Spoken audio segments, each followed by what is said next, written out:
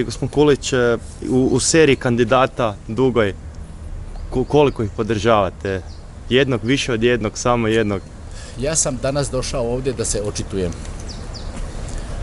spram onoga koga u moralnom, intelektualnom smislu podržavam. Pa čak i u političkom, mada sam znanstvenik. Tim više što je njegova politička misao ide u susret s onim što smo zapravo doživjeli, a nismo trebali. Prema tome, ja ga i u moralnom i u ljudskom smislu podupirem, ali ga isto tako podupirem u političkom stavu, za razliku od drugih kandidata koji su uzurpirali i fizičku i materijalnu simboličku moć i imaju tobože prednost ispred njega. Ako narod ovoga prostora nije u mogućnosti razumjeti ovo što Ivan nudi, onda takav narod i ne može i neće sigurno opstati, jer on se tiče svega onoga što je bitno za opstojnost naroda ovoga prostora tu gdje jesmo.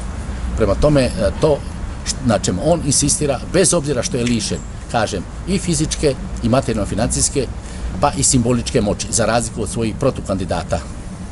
Ja im ne zavidim i ako uspiju. Njemu želim da pokuša, nije njegovo da uspije, nego je na narodu da ovaj put razumije onoga ko narodu nudi kontakt sa stvarnošću. Živjeli smo u vremenu kada se stvarnost rugala razumu. Sad ulazimo u okolnosti u kojima se razum ruga stvarnosti.